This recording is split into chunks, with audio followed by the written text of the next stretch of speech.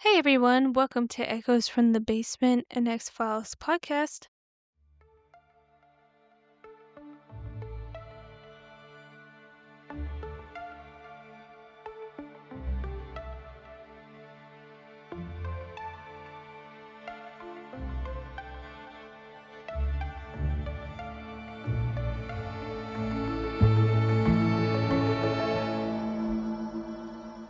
I'm your host Alice, and each week I revisit a classic episode of the X-Files while sharing my take on the strange and mysterious adventures of Agents Scully and Mulder.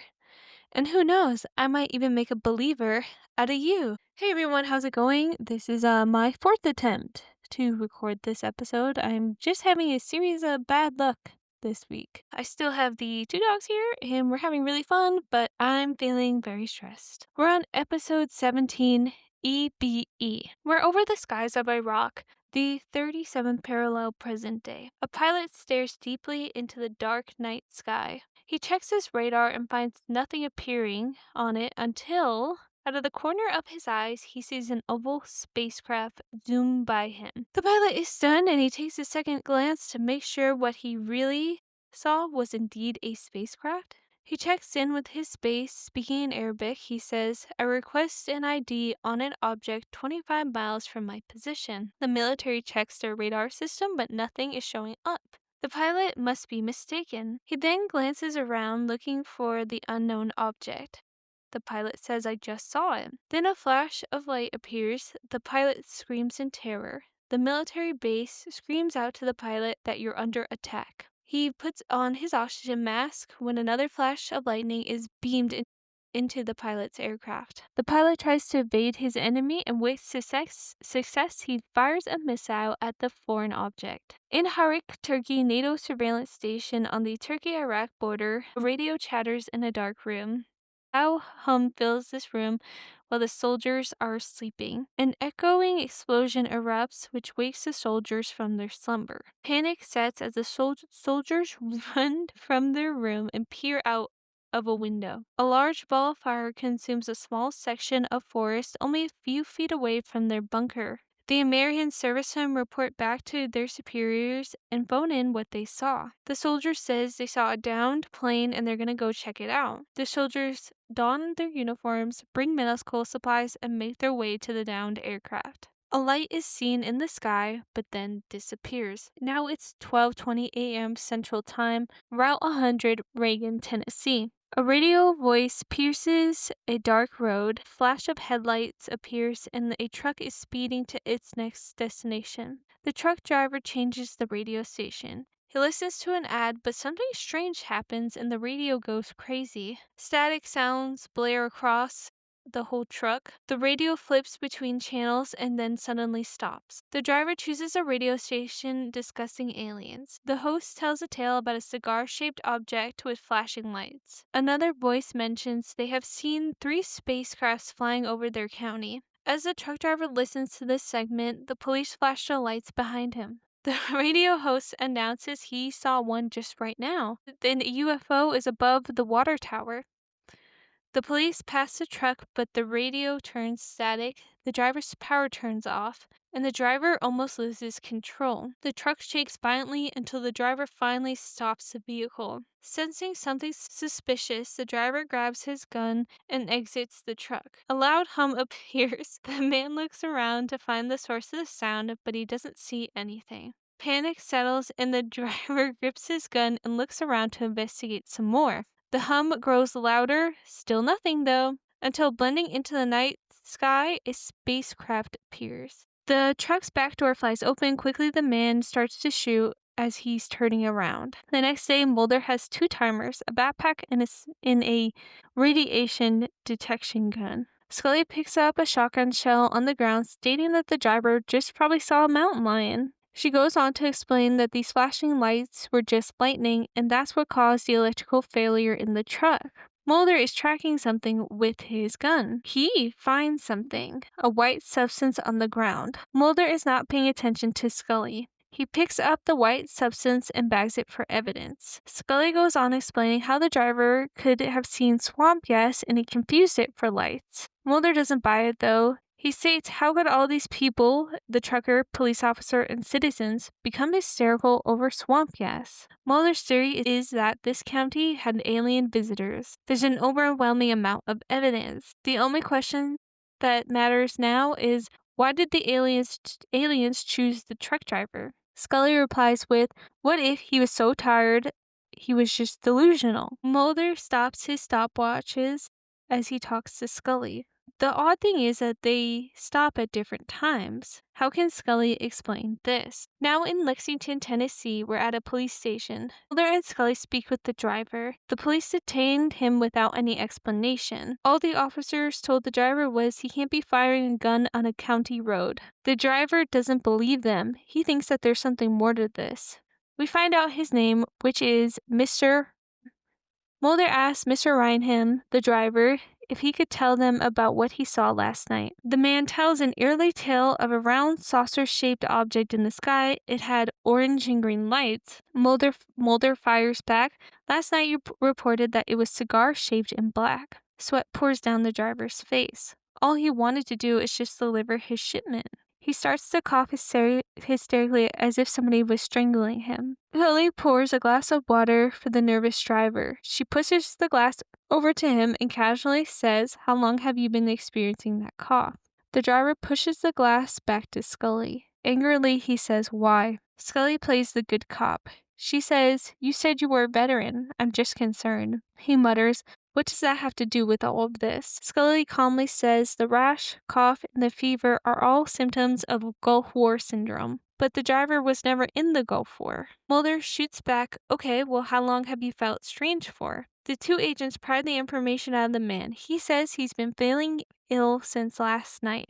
The police chief barges in and interrupts the interrogation. The police superior introduces himself and goes to shake Mr. Rhineham's hand. He apologetically states, please forgive us, we made a mistake.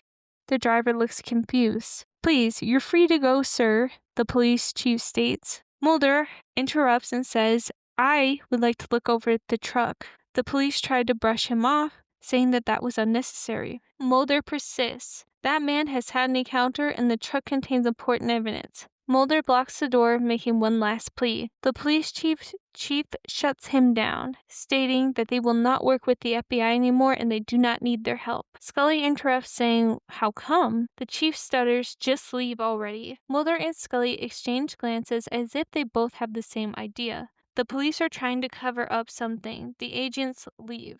We're now at a car rental place where Scully fills out some paperwork. Mulder whispers to her that someone has gotten to the police chief. Rhineham was hiding something from us. Scully replies that the man was sick. Mulder shoots back, he only became sick last night. If this was up to me, it sounds like the driver has radiation poisoning, which was featured in my last mini X-Files episode. So I would suggest everyone go and check it out if you haven't. What do you mean, Mulder? That Gulf War syndrome is caused by UFOs? Mulder replies, UFOs are witnessed by soldiers during wartime. Is that real, or is that just X-Files lore? Scully brushes him off, saying those UFOs that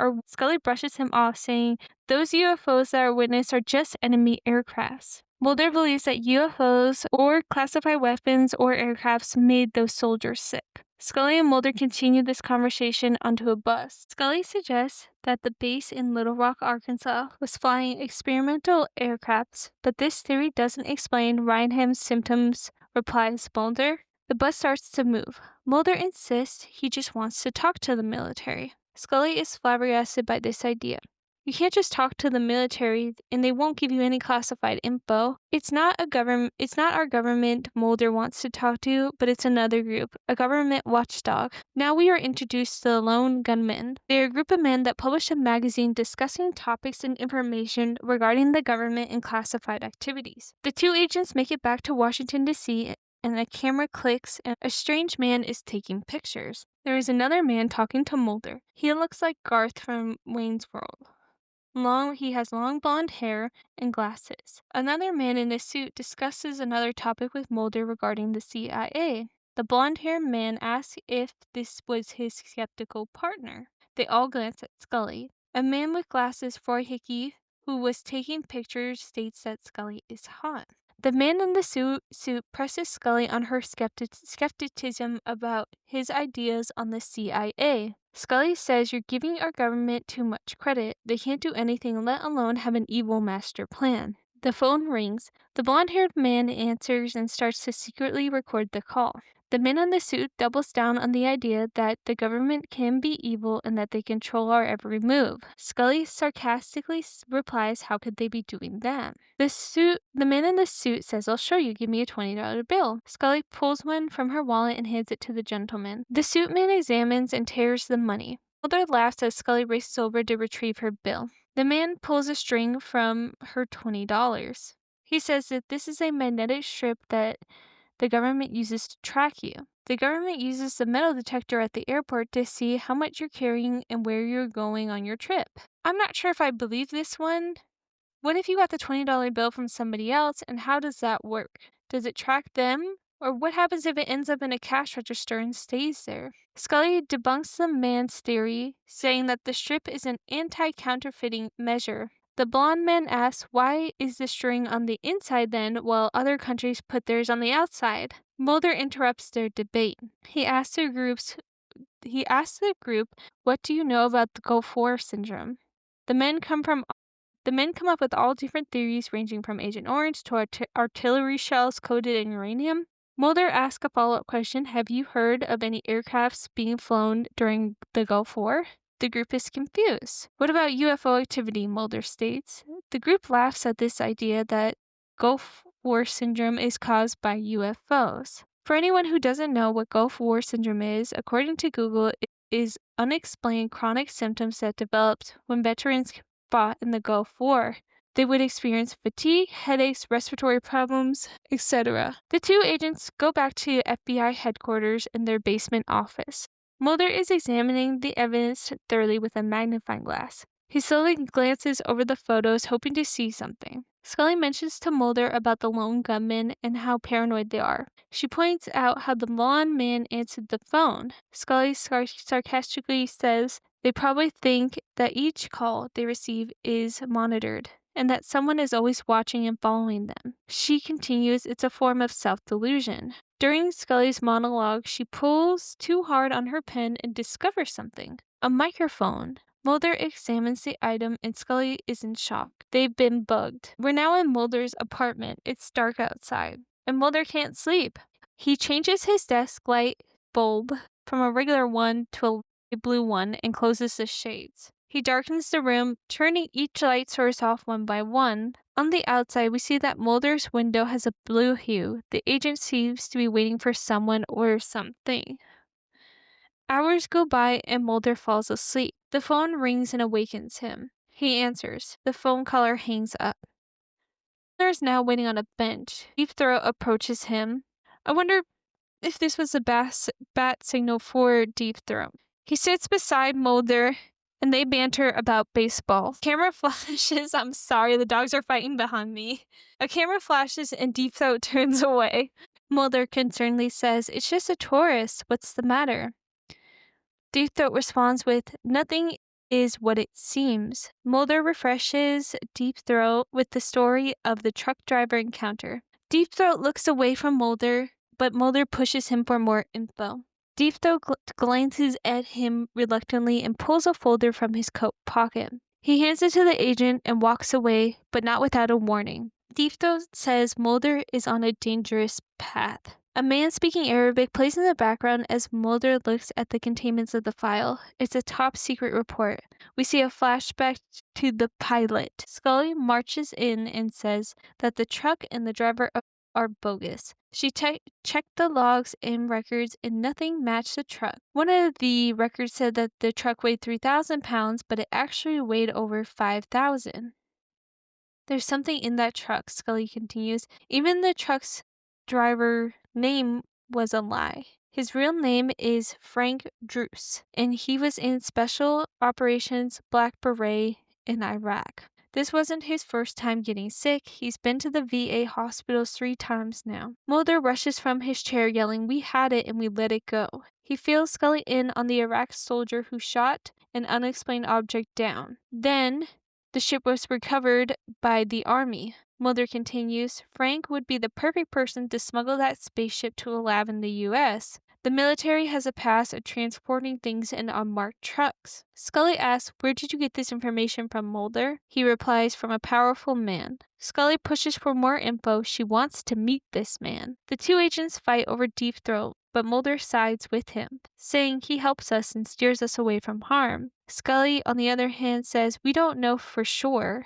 We work for the FBI and someone planted a microphone on us. What does that say? Mulder defends Deep Throat, saying nothing appears as it seems. Scully agrees this man could be the one bugging us. Mulder still refuses to reveal his source. Scully admittedly says, Mulder, you're the only one I trust. Mulder replies, exactly, now trust me. Do you know where this truck is now? Scully replies the truck is going to Colorado. The two agents plan to intercept the truck en route. Mulder rushes to his apartment, but strangely, his lights are not working. The agent jumps when he hears Deep Throat saying that he has cut the breaker. The old man is sitting on Mulder's couch. The agent panics and says, you risk getting exposed here. Deep Throat casually says, I have something for you, and hands Mulder another folder. He explains that the photo in the envelope was taken by a soldier in Georgia, where 17 UFOs were spotted in 1 hour. Mulder quickly asks, is that where the wrecked UFO was being held? Are other UFOs monitoring that area as well? But Deep Throat doesn't answer. Mulder runs after the old man. He just wanted to thank him. But Deep Throat turns and just leaves. Mulder tears through the envelope and sees an insane photo. A close-up, non-blurry photo of a UFO, plain as day. Mulder makes his way back to FBI headquarters. He lays the photograph on his desk where Scully scans it with a magnifying glass. Mulder is thrilled while Scully is shocked and perplexed. He excitedly says, this is quality evidence, not a hoax. This is the evidence that the government has been hiding for years. He continues, the truck was just a decoy only to distract people from the other military base where this photo was taken at. The UFO must be there. We have to leave for Georgia now. Scully turns to Mulder and shatters him. She says that the photo is fake. Look, the shadows are off in it. Mulder, in disbelief, says there could be just some other light source to explain these strange shadows. Scully points to the reflection of the craft in the car's windshield. The color of the lights don't match. Mulder has another explanation. It was just some atmospheric conditions at the time. The girls start fighting. Mulder accuses Scully that she doesn't want to believe in Deep Throat. Scully, in return, accuses Mulder of being too trustworthy. But he fires back, I'm determined to follow every lead that deals with proving aliens exist. Please listen to me, Mulder, Scully begs. She says, I have never met anyone like you, someone who is passionate as you, but this is too intense. I respect you and your causes, but others not so much. People will use this passion against you. Mulder, the truth is out there, but so are liars. Mulder leaves. The next day, we're back at FBI HQ at 8:30 in the morning. Scully marches into their dark basement office. She gets ready for the day, taking off her coat and putting her briefcase down upright. She leaves to go grab coffee. Then when she returns, her briefcase is suspiciously in a different position. Could it be it just fell over, or did somebody move it? She notices. Mulder walks in and scares her. He says he had the photo analyzed, and at first glance, the photo seems to be real. He then points to a half moon that's featured on the photo. Mulder then says he had the moon on the car window enhanced. It's a different moon. It's only a quarter full. He also follows up that the window could never catch the moon's reflection. Someone is clearly trying to trick these agents. Mulder admits to Scully that she was right and the picture was a fake. Deep Throat is a liar and that we can only trust each other. Mulder meets with Deep Throat at the aquarium to confront him. The old man asks Mulder why didn't he leave for Georgia yet. Mulder shoots back. The photo was a fake. Deep Throat says that the photo was made by our very best. Mulder replies, I thought you were our friend. Deep Throat says, oh, I am, and every time we speak, I put my life on the line. He continues, I've been a part of insane lies and awful deeds. I spent years watching you. I want to trust you. Mulder asks, then why lie? Deep Throat quickly says, I had to divert you. Scully and you are great investigators, but some secrets should remain a mystery. Mulder says, who are you to decide that? Deep Throat replies, the world's reaction would be too dangerous if these secrets got out. Dangerous or just the world's reaction, Mulder replied. All these secrets are kept by men like you so you can control what is the truth and what isn't, he follows up. The transcript you gave me, was that the truth? Deep Throat nods and says, I would have to steer you away from the truck. This means I would have to lie to you. He leaves with some advice for Mulder. A lie is sandwiched between two truths. I am not responsible for bugging you, but those people can still hear you. Both the men leave. Mulder makes his way back to his apartment, and he rips it apart, looking top to bottom for something. Perhaps a hidden microphone. He checks every book, nightstand, drawer, everywhere. He can't find it, but he has an idea. Mulder takes a light bulb from his desk lamp and smashes it, but doesn't find anything. His apartment now trashed, he only has one more option, the outlet. He uncovers the face of it and finds a small hidden microphone. The doorbell rings and it's Scully. The agent answers the door and thanks Scully for dropping by. He signals to her to stay quiet and they move towards the outlet. Mulder says, I think you're right, Scully. We should just move on from this case. There's nothing here. The agent points Scully towards the outlet and she sees the microphone. Mulder then writes on a paper that they have to find the truck. Scully silently nods in agreement and says, we should just move on, Mulder. There's nothing in this case. The two agents grab a car and start to follow someone. Mulder diverts the driver while Scully follows the man that exited the car. She carefully stalks him, but he's on to her. Scully grabs a cab to ease his worries. She makes her way to Dulles Airport, Washington, D.C. She grabs a ticket to Chicago with her credit card. Then Scully orders a one-way ticket to Los Angeles with a stop in Las Vegas and paid for it in cash. Flash to Mulder, and the driver is still following him. Mulder is waiting at the red light, and the driver is just behind another car that is behind Mulder. The light flashes green, and Mulder slams on the accelerator and quickly turns. The other man gets stuck in traffic. We see that Mulder is driving to Baltimore. At the McCrane Airport in Las Vegas, a plane is landing. Scully is perusing the gift shop. Mulder calmly walks behind her. The two agents pretend that they don't know each other. Mulder casually says he called every way station. Scully, looking at magazines, said her ears hurt from being on hold for so long. At least no one is tracing her calls, and I can't find the truck, Mulder says. Scully states that she has actually found the truck. It's heading northwest on the way to Seattle. It's 6:30 p.m. Pacific time at the junction of Highways 90 and 283, Washington State. The truck is speeding down the highway. Mulder and Scully are anxiously waiting for it. Mulder points out that people thought this truck was just carrying auto parts, boxes, something mundane, not a spacecraft. The vehicle arrives and Mulder and Scully gear up. The truck looks so plain and ordinary, it's the perfect disguise. Agent Scully and Mulder race after it. They drive for hours and hours, the truck never once stopping. Scully suggests to a sleeping Mulder maybe the driver knows we're following him. The radio starts to static and change channels. Hail rains down unexpectedly from the sky, and the agents are blinded by a bright light. Scully brakes hard, and the light lifts. The agent's car stops right in front of the truck. The two agents are shaken up by this event. Mulder and Scully exit the car and approach the truck. Ryan Ham, Scully yells, but nobody answers. The truck is completely dark. No one is there. Scully and Mulder check the cargo area. They tear through different boxes only to find a medical bay area. The government was keeping someone or something alive in here. The two agents stare in astonishment as they realize an alien was in the truck. They both realize that the flashing lights, the radio static was other aliens rescuing their friend, and Scully and Mulder bear witness to it. A stopwatch ticks away while Mulder and Scully try to investigate this mystery. Mulder is scanning for radiation. Scully asks Mulder if what they saw was real. Mulder replied, it's just another hoax. The stopwatches are stopped at the same time. Scully asks, how could someone generate this hoax? Mulder replies, they probably used something that we've never seen and that we'll never hear about. There is no evidence that there was a UFO event here. Scully replies, they created all of this just to divert us again. Wouldn't it be easier if they just killed us? Mulder says, I was wondering the same thing, but maybe they're using me against myself. They think that I will just accept anything they throw at me and walk away. Scully, you were right before. Someone is using me. Scully and Mulder look upon each other in defeat. Scully says, we have nothing, no one to turn to.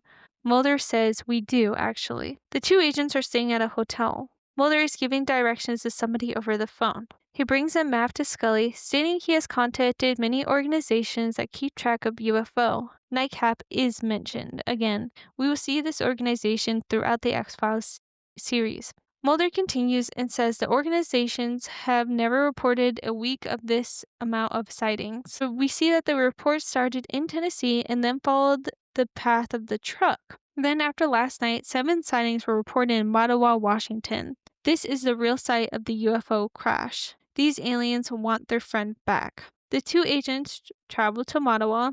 They continuously drive through the small town, but nothing happens. Scully and Mulder are about to call it quits, but they spot a campfire and some people. The agents go to investigate.